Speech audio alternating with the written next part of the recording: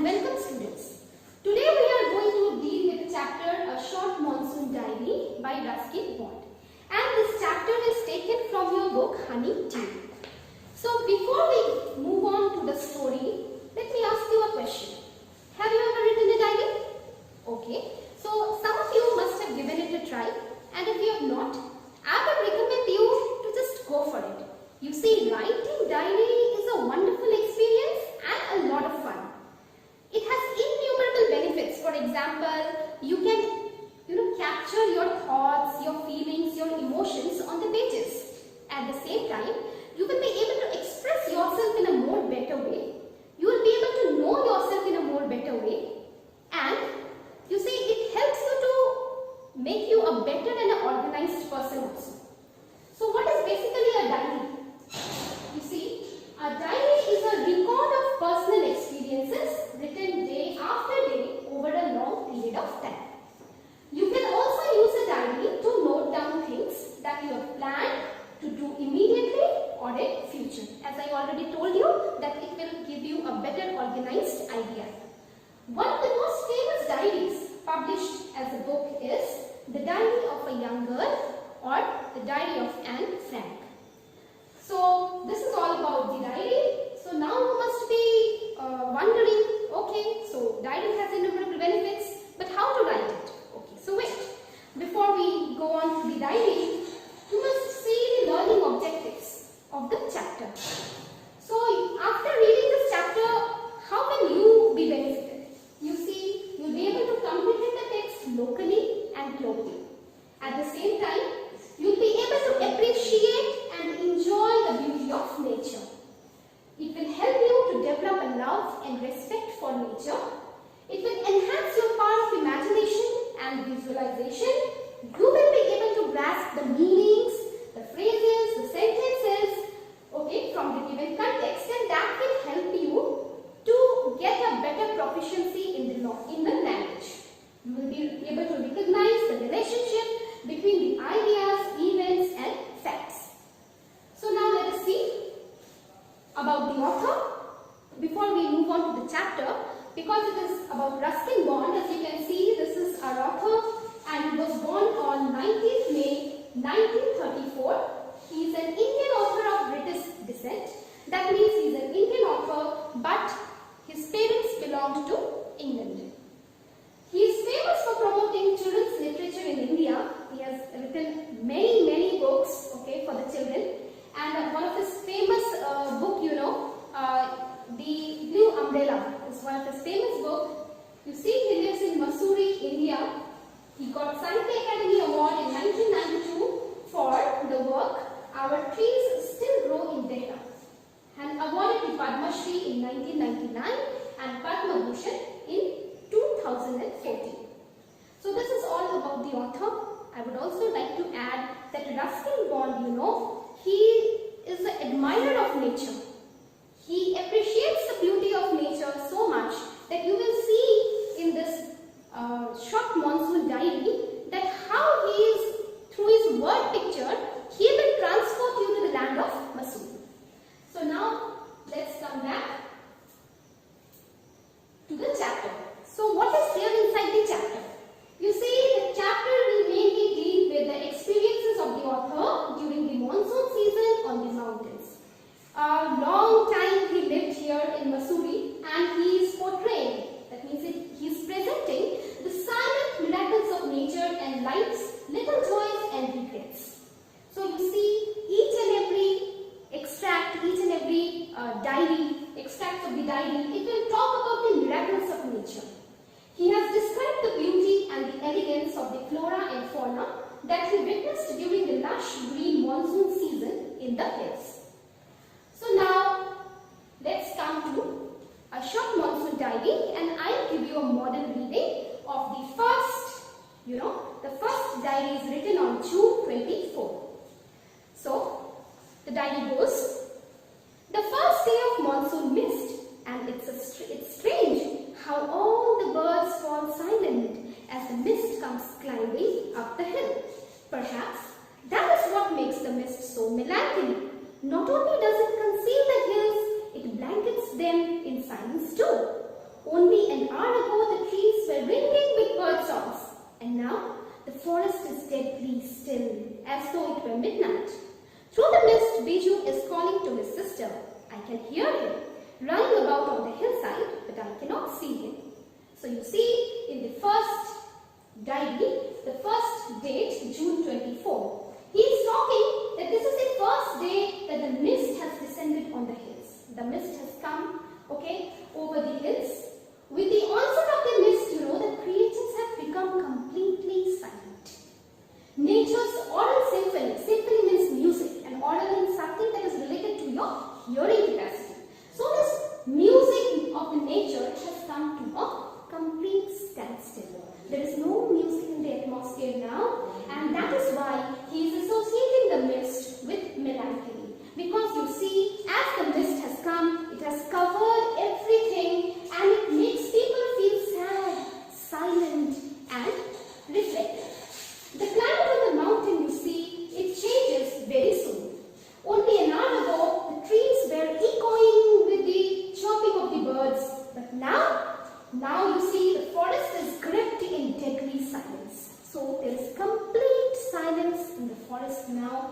The author is not able to see anything, but he could easily hear Biju calling his sister, but he could see nothing due to the mist. So this is the mystery, the silent miracles of the mist. I hope you understood the first. You see, the first date is June 24, and I hope it is very clear. So what is the meaning of melancholy? Melancholy means sadness. And you must remember that mist is often, you see, mist is often associated with melancholy. Because when the mist comes, you see, everything is so silent, okay? There is complete silence, and so the people, they feel very sad. So now we come to the next. You see, here you can see the mist climbing up the hills. The mist is climbing up the hills. See, mist is something that is not human. But here, the mist is shown as a human being climbing up the hills. Only the human can climb, means you see the living beings can climb up the hill. But here the mist is, a non-living thing is shown as climbing up the hills. So this is a case of personification. Later on, I will tell you what are the literary devices that are used, and one of the literary devices is personification. So what is personification? You know, when a non-living thing, okay, is attributed the characteristics of a living thing, so it's a case of personification. So you can see the mist and how the mist is concealing the clear vision. That is the reason why he is not able to listen, why he is not able to see anything, and he is only able to listen to the sounds. Is it clear? And there are no sounds because everything is completely silent, but he can easily listen to Biju. Now we come to the second date, that is June 25.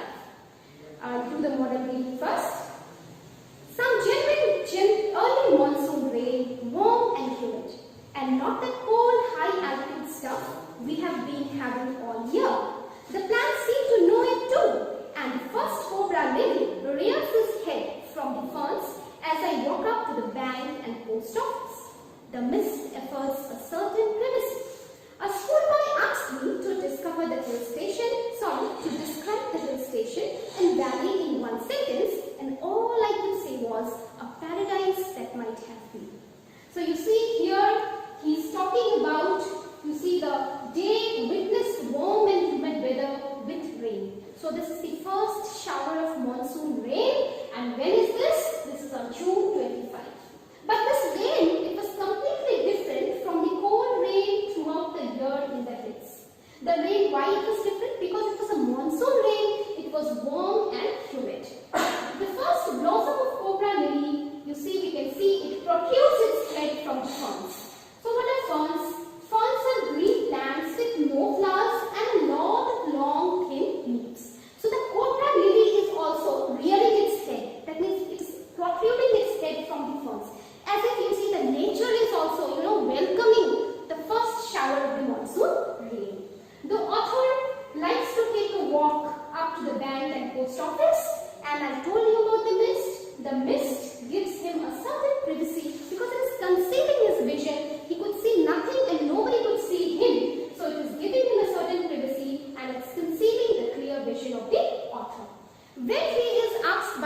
doubt that you describe this hill station in one single line, he very aptly tells that this is a paradise that might have been. Indeed, you see the beauty of the terrain, the beauty of the landscape is such ecstatic that it is a paradise on earth. So now we move on to the, okay, so here you see this is the cobra lily and how it is just protruding the head, okay, rearing its head from the ferns. This is a fern, picture of the ferns, and you see it is welcoming the first shower of rain. So coming to the next, okay, so here you again have a clear picture of cobra lily. This is basically a pitcher plant, and you know it feeds on the insects. Coming to the next date, that is June 27. Here he is saying that the rains have heralded the arrival of some seasonal visitors, a leopard and several thousand leeches. Yesterday afternoon, the leopard lifted a dog from near the servants' quarter below the school. In the evening, it attacked one of Biju's cows but fled at the approach of Biju's mother, who came screaming imprecations.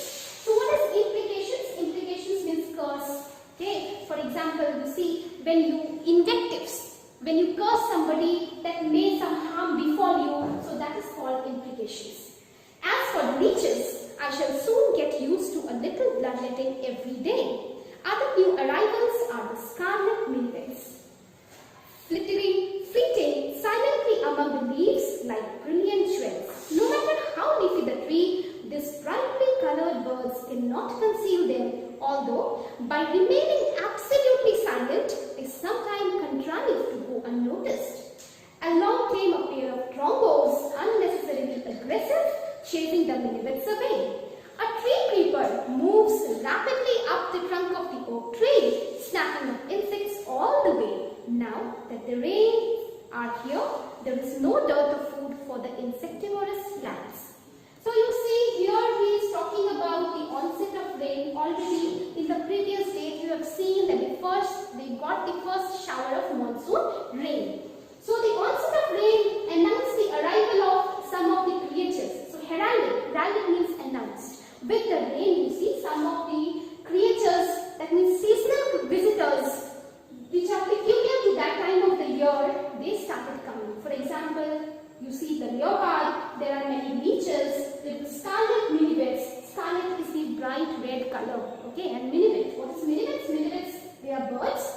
In the next slide, you will get a clear picture about it. And drombos. Drombos are again birds. So these are some of the seasonal visitors who have come to this Mansoon. Mansoon is the place, okay, where we are talking about. We are talking about the place Mansoon. Here all these creatures have come to enjoy the monsoon rain. Monsoon shows us the nature in abundance. So you can see the lush growth of nature during the monsoon season. And some creatures, you see the creatures like the bright colored birds, they add to the beauty of nature.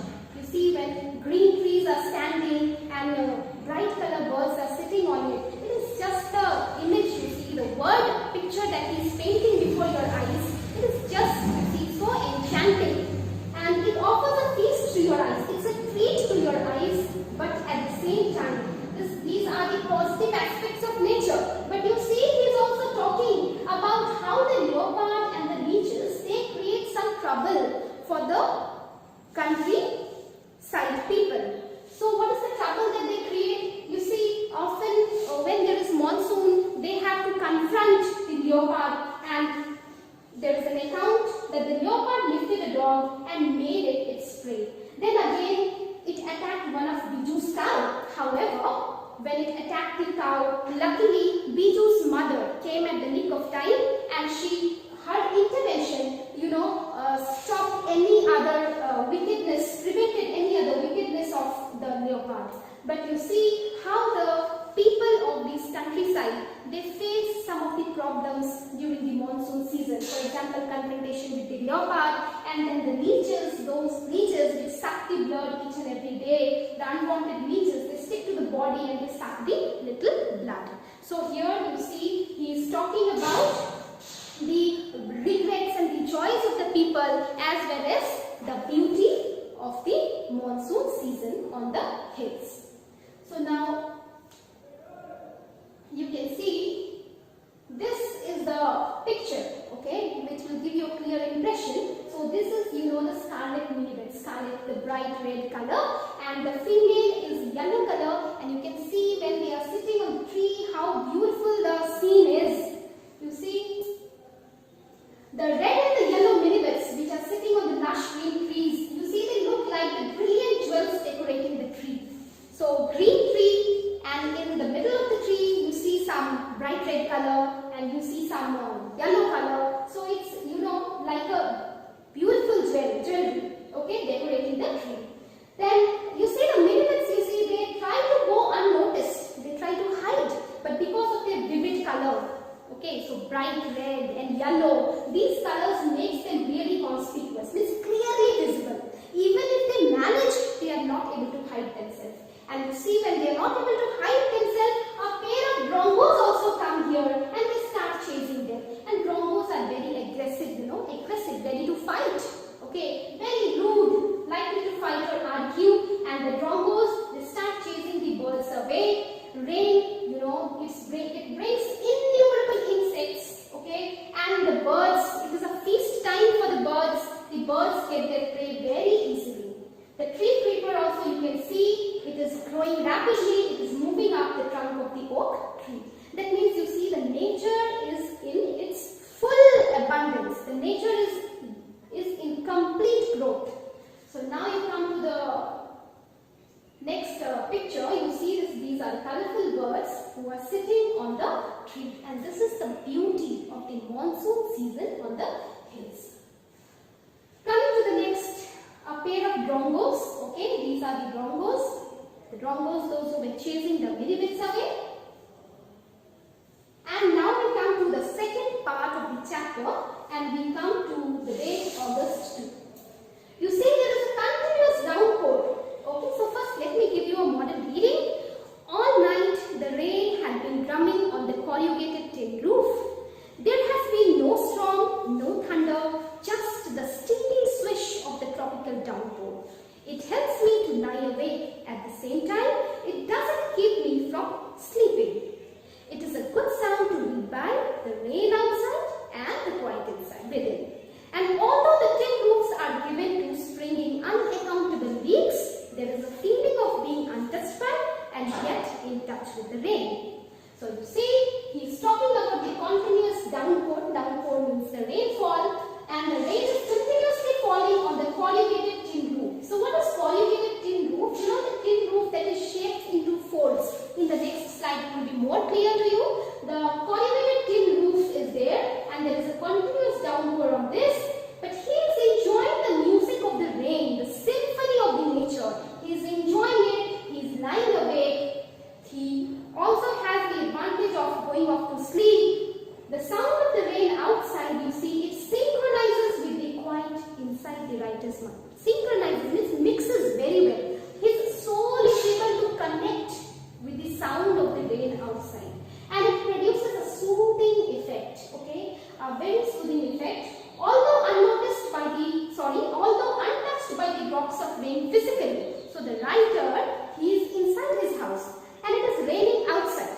So physically he is not in contact with the raindrops, but still the raindrops, you know, they very clearly, you see, they are touching the chords of his heart. The chords of his heart are deeply stirred by the music of the raindrops. So he is able to, you know, spiritually he is able to connect with the sound of the rain. So this is the emotional, you know, impact of the rain, the emotional impact of the nature on Ruskin Bond.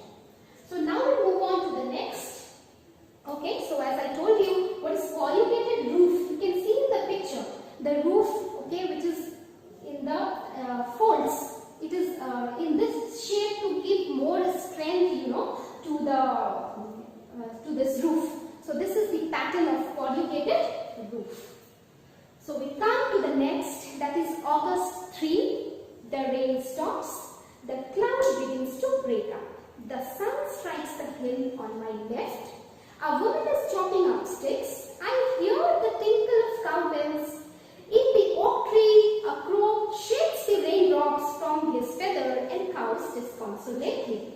Water drips from a leaking drain pipe, and suddenly, clear and pure, the song of the whistling trees emerges like a dark, sweet scent from the depth of the ravine. So what is ravine? You see, ravine is the valley, and the crow is cowing disconsolately. Disconsolately means unhappily. So what is he trying to speak? So August 3 is the date when the rain stopped for some time, and the sun, it strikes the hill, and it is a time when the people, the creature, they take the liberty to go outside, to venture outside. And the writer, you see, introduces us to different images. He is forming images with his word pictures which are coming clearly in front of our eyes, and it is appealing to our visual senses, to our oral senses. Means oral means something that is related to hearing. So what are the pictures and the images that are coming in front of the eyes? You see a woman, she is chopping woods, and this is for her some household chores. And chores means the daily work, okay, that the woman is taking in her house. And he could hear the tinkling of the cowbells. Some far away in the distant land, maybe the cowbells, if you can hear the tinkling sound. The crow is shaking raindrops from his feathers, and it is cowing disconsolately. And last but not the least, there is a wonderful melodious song of the truce that is echoing throughout the valley, and it is emanating, that means it's coming out from the depths of the valley. And this sweet song of the truce, it is, it is like a beautiful, sweet, dark, sweet secret that is coming out from the valley. So you see, these pictures will make it more clear to you. You have a woman chopping sticks. The woman has taken the liberty. She has come out. Why? Because the rain has stopped today. The crow is also enjoying basking in the sunshine, and the crow is shaking the raindrops. At the same time, you can see this is a truce, okay? And you can see that how the song, the melodious tune of the truce, you see it is echoing throughout the valley. So now we'll move on to the next slide, and this is August 12th. You see, I'm doing the model reading. Endless rain and a permanent mist. We haven't seen the sun for 8 or 9 days. Everything damp and soggy. Nowhere to go. Pace the room. Look out of the window at a few bobbing umbrellas. At least it isn't cold rain. The hillsides are lush as late monsoon flowers begin to appear.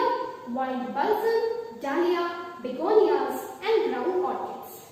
So you see, August 12th, you see there was incessant rain. It was raining completely, and a permanent mist. There was a permanent mist with no sunshine for 9 days altogether.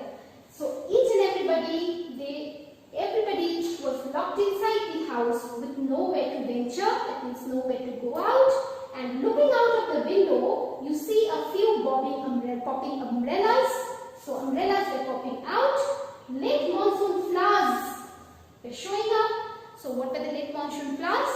You see the wild balsam, dahlia, begonias, and ground orchids. So in the next slide you can see the floral beauty. So these are the flowers. The first is the dahlia, then you have the balsam, then you have the orchids, okay, and the begonias. So these are some of the flowers, the beauty of the hillside. August 31st. So here you see it is the last day of August, and the last monsoon growth has reached its peak. The sails of the cobra lily are turning red, signifying that the rains are coming to an end. In a few days the ferns will start turning yellow, but right now they are still firm, green and upright. Ground orchids, mauve lady slipper and white butterfly orchids put on a fashion display on the grassy slopes of Lambert. White dahlia, red, yellow and magenta rear their heads from the rocky crevices where they have taken hold. Snakes and rodents, flooded out of their holes and burrows, take shelter in roofs, attics and godowns. A shrill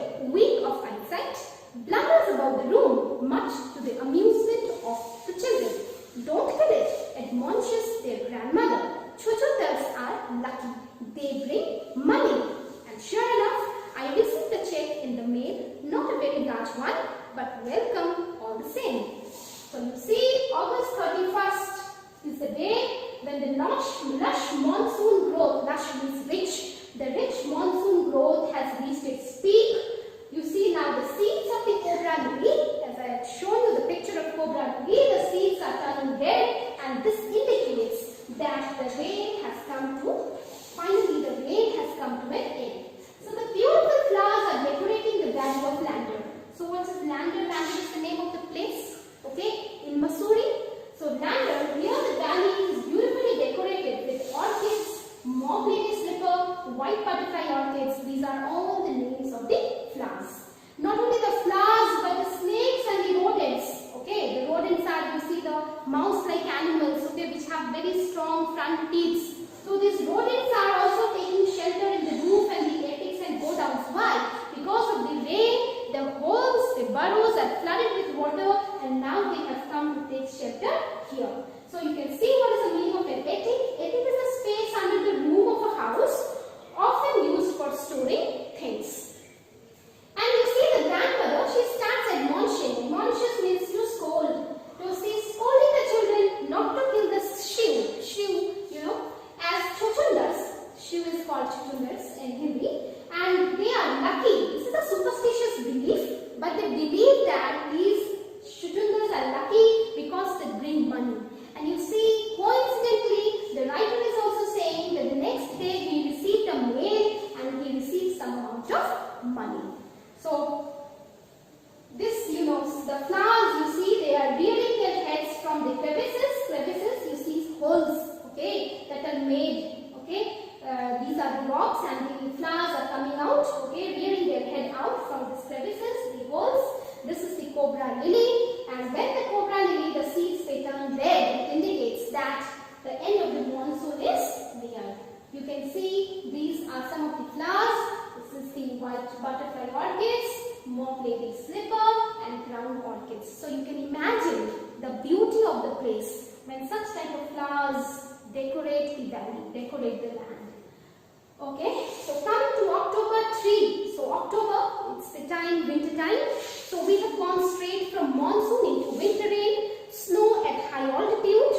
After an evening hailstorm, the sky and hills are suffused with a beautiful golden light.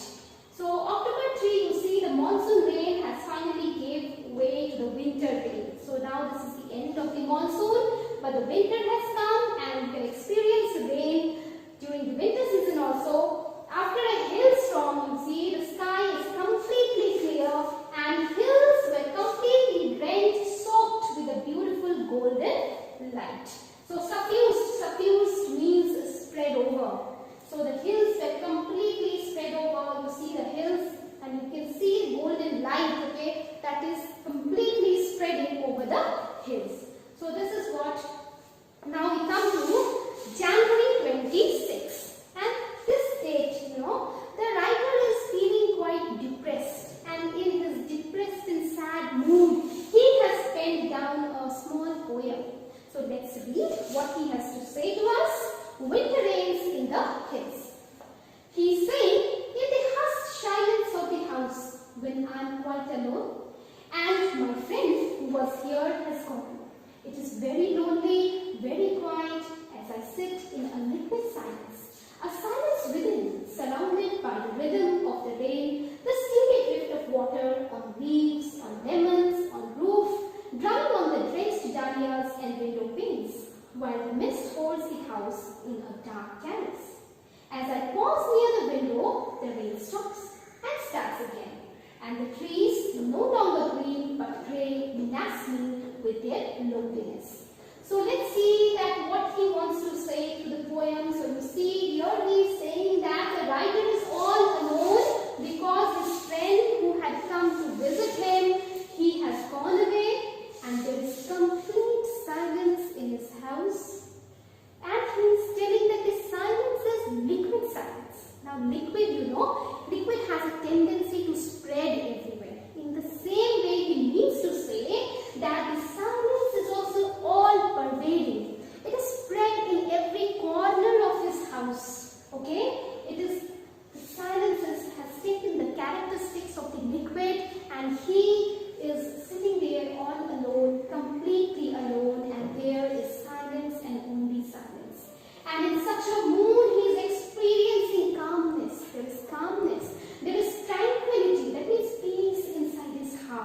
there is peace. The silence you see is in complete contrast with the pitter-patter sound of the rain outside.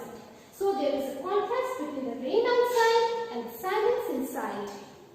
But everything outside you see is completely drenched. So you can see water everywhere on the leaves, the lemon, roofs, dahlias, window panes. So everything is completely drenched. He is completely silent, okay? He is in a pensive mood. He is very depressed because his friend has left him and he has gone. The rain stops and then starts again. And the most beautiful picture, the most beautiful imagery is the mist that is holding the house in its lap in a gentle and loving way. So what's the meaning of caress? Caress means to hold somebody in a gentle and a loving way. You can understand, you can imagine a picture where a small baby is on the lap of his mother and the mother is gently caressing the baby. So in the same way the mist here also is holding the house, and it is holding the house, caressing the house. The rain stops and then it starts again, and the trees, they have turned grey. And grey is a color that is always associated with isolation, with loneliness. The trees have turned grey because it is the winter season and the snow is everywhere, and the entire atmosphere is threatening him with loneliness and isolation. So what's the meaning of menace? Menace means a threat or a danger. So what is threatening here? The atmosphere is threatening here. The writer is in a very depressed mood and will pen down this beautiful poem in this mood. Now we come to the last date, that is March 23. So March, this is almost by the end of March. You see that is the end of winter also, and the day you see saw the sky overcast with black clouds. So during this day you see the sky was overcast with clouds, and it was black clouds. It hailed marbles, hailstones for half an hour. So marbles are here the hailstones, okay, that are referred to as marbles. When you are directly referring to something as marbles, you see here it's a case of metaphor where the hailstones are referred to as marbles. So when it cleared the sky, a rainbow was formed across it. So let me read it once more. It will be very clear to you. Late March, end of winter. The blackest cloud I have ever seen squatted over Mansoon. So you see the blackest cloud. If you see overcast, the sky was overcast with the black cloud, and it hailed marbles for half an hour. So there was hailstorm for half an hour, nothing like a hailstorm to clear the sky. And after the hailstorm, you see the sky is completely clear, and you could easily see a rainbow forming. So you can see the rainbow across the sky, and this is the end, end of the diagram. So I hope that you have understood the chapter very well. So before recapitulation, I want to tell you something about the literary tools. See, English is a beautiful language, and the writers, they use beautiful expressions, okay, in order to enhance the beauty of the language. So you see some of the figures of speech that have been used in this chapter. They are personification, simile, and metaphor. So what is personification actually? So when you assign the qualities of a person, the characteristics of a person to something that is not human or that is not alive. So a non-living thing is attributed with the characters of a human being. So that is the case of personification. So for example, you see if the poet is writing that lightning danced across the sky. So lightning is an inanimate object. Okay, lightning is something that is not living. But here it is saying that the lightning is dancing across the sky. Only the human beings and the living creatures, they can dance. But here the lightning is dancing. So here this is a case of personification where the lightning is personified. In the same way in the chapter it is said that mist comes climbing up the hills. We can see that only the living beings can climb up the hills, but here the mist is being personified and it has been shown climbing up the hills. And the wind howled in the night, the howling of the wind again, the wind is again personified. The mist holding the house in dark caress. So the mist is holding the house, and again it is a case of personification. Coming to simile. So what is simile? Simile and metaphor both are comparisons. When you compare two things, okay, when there is a comparison between two different things and you are using the words like or as, okay, that is the case of simile. For example, you see, I can say that you are very brave, okay, you fought very bravely, but instead of saying you fought bravely, if I say that you are as brave as a lion, the spelling of the lion is here mistakenly written, it is L-I-O-N, please neglect it. So you see, you are as brave as a lion if this is said here. So I am comparing a person, okay, with a lion and I am using the word as. So this is a case of simile. But if I say the same thing in a different way, if I say you were a lion in the fight, okay, I am saying the same thing. You are as brave as a lion or you were a lion in the fight, but here I am using the word as. When I am comparing between a person and a lion, it is a case of simile. But when I am saying that you were a lion, okay, so here I am using a metaphor that's the direct comparisons. Okay, so here you have the direct comparison, here you have the indirect comparison. So metaphor, you know, there is indirect comparison between two things that are not alike. So if I say you were a lion in the fight, if I use like and as, the words like and as, then it's a case of simile. But if I use it, you were a lion in the fight, without like and without as, for example, it held marbles for a month. So it held marbles. So I did not say that the hailstones were like marbles. I directly refer to hailstones as marbles. So you see, it held marbles for an hour. It is also a case of metaphor. So these are some of the literary tools that we use to enhance the beauty of the language. So now let's take a quick recapitulation. So talking about Ruskin Bond, you have already seen that how closely he observes nature, and he has written the beauty of the nature. He has painted beautiful bird pictures. I think shortly you have been transported to Mansoon, the place where he is talking about. So he is talking about the silent miracles of nature. June 24, basically what did we see? We saw the onset of the monsoon mist, and we saw how what miracles the mist created. Okay, and here 25th June, you see the nature. You saw that how the nature enjoyed the first swish of the rain. The nature was enjoying. You see the cobra lily was also protruding its head out. The people were enjoying everything. And June 27, we have the seasonal visitors. For example, you remember the leopard and you remember the leeches. Okay, there were many flowers also. August 2, he is talking about his emotional impact. The emotional impact of the rain on the writer.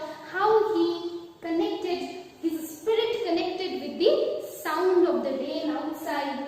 August 3, again the rain stops, and when the rain stops, the people, they take liberty to go out, and we have seen many images of how the creatures are enjoying outdoor. Okay, the song of the trees, the melodious song. August 12, you come to the endless rain and you see the monsoon flowers there. You had the pictures in the beginning only. August 31 is the date, okay, where the monsoon has almost come to an end. The lush monsoon growth is at its peak. We have seen the nature in its abundance. And October 3 and January 26, October is time when we have entered the winter season. So you have seen the winter rain and how beautifully the poet has penned down a poem when his friend left him, and he has written everything about his emotional state, about how he spiritually connected with the rain, and March 23rd, finally the end of winter and a rainbow in the sky. So, okay, so this was all. Thank you, students. I hope that this PowerPoint presentation would help you to have a better knowledge about the chapter. Thank you so much.